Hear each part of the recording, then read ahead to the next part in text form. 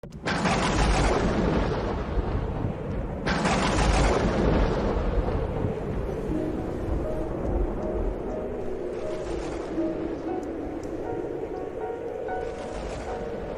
jour de sabbat, Jésus était entré dans la maison d'un chef des pharisiens pour y prendre son repas. Et ces derniers, il observait. Or, voici qu'il y avait devant lui un homme atteint d'hydropisie. Prenant la parole, Jésus s'adressa aux docteurs de la loi et aux pharisiens pour leur demander: est-il permis, oui ou non, de faire une guérison le jour du sabbat? Ils gardèrent le silence. Tenant alors le malade, Jésus le guérit et le laissa aller.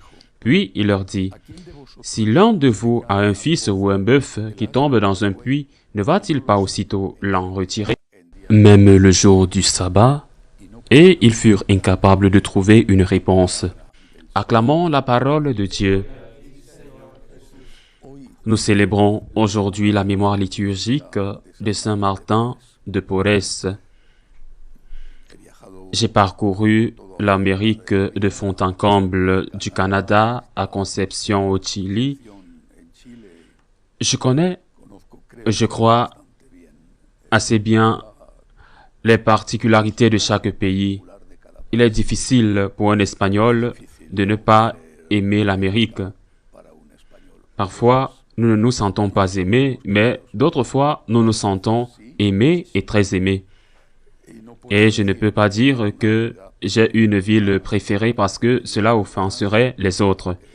Bien qu'il y ait naturellement des villes spectaculaires en raison de leur architecture, de leur passé colonial, mais il y a une ville où la religiosité peut être touchée, vécue. Je me réfère à la ville de Lima. Bien sûr, ce n'est pas la seule. Je ne veux pas qu'il y ait de la jalousie, comme je ne me souviens pas de Mexico avec la Villa, avec Guadeloupe. Mais Lima a tant de choses et les gens sont si bons qu'il y a tout comme partout, mais il y a des gens si bons dans cette ville, tant de franciscains de Marie, et j'ai été à Lima de nombreuses fois, et j'ai été là pour être avec les franciscains de Marie. Mais Lima a des racines catholiques exceptionnelles. Célébrer la messe comme j'ai eu l'occasion de le faire plusieurs fois dans l'église du Seigneur, des miracles, est quelque chose qui vous bouleverse. Visiter la maison natale de Sainte Rita ou être dans le couvent où a vécu Saint Martin de Porres sont des choses qui vous touchent au cœur. C'est donc aujourd'hui la fête de Saint Martin de Porres. Et en plus de me souvenir de la merveilleuse ville de Lima, je veux parler de ce grand saint. Ce que j'ai toujours aimé chez Saint Martin, ce qui m'a amené à lui, c'est peut-être ce pourquoi l'Église l'a canonisé, son humilité. Mais une humilité qui ne se donnait pas d'importance. Il était humble et n'était pas conscient. Peut-être que s'il avait été conscient, il aurait cessé d'être humble et son humilité l'a conduit à être obéissant. L'un de mes premiers travaux à la télévision a consisté à écrire des scénarios pour télévision espagnole, des histoires sur la vie des saints, quelque chose de très simple. Et je me souviens parfaitement du moment où j'ai dû écrire le scénario, cette semaine-là, un petit scénario très simple sur Saint Martin de Porres. Puis en lisant et en me préparant, j'ai découvert un miracle qui m'a semblé délicieux. Peut-être est-ce une tradition, et personne au Pérou ne dit non, cela n'est pas arrivé. Je l'ai trouvé merveilleux. Saint Martin, un frère laïque de l'ordre dominicain, distribuait aux pauvres tout ce qu'il pouvait de la nourriture du couvent, et c'est pourquoi il y avait tant de pauvres qui attendaient à la porte jusqu'à ce que le supérieur lui dise: « Si tu continues comme ça, nous n'aurons plus rien. » Il lui a interdit, du moins, c'est ce que j'ai lu quand j'ai fait des recherches sur lui.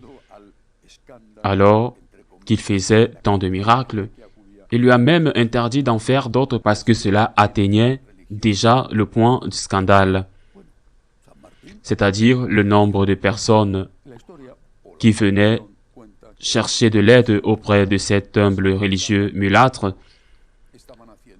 Saint Martin a obéi. L'histoire ou la tradition raconte qu'à une occasion, dans une maison près du couvent, il faisait des travaux de construction et il a vu un maçon tomber de l'échafaudage. Bien sûr, il allait se tuer ou être gravement blessé. Et puis, dans sa simplicité, dans son humilité, il a été capable de faire des miracles dans son humilité et son obéissance. Il lui a dit, « Attends un peu, je vais demander la permission au supérieur pour voir s'il peut me donner la permission de faire le miracle afin que tu ne meurs pas. » La tradition dit que cet homme est resté suspendu en l'air pendant que Saint Martin allait et venait. Que ce soit vrai ou non, je ne vivais pas à cette époque. Et je n'étais pas là pour en être témoin. Mais qu'est-ce qui m'a plu? Ce qui m'a plu, c'est que la charité va toujours de pair avec l'obéissance. Qu'on ne peut pas faire la charité contre son devoir.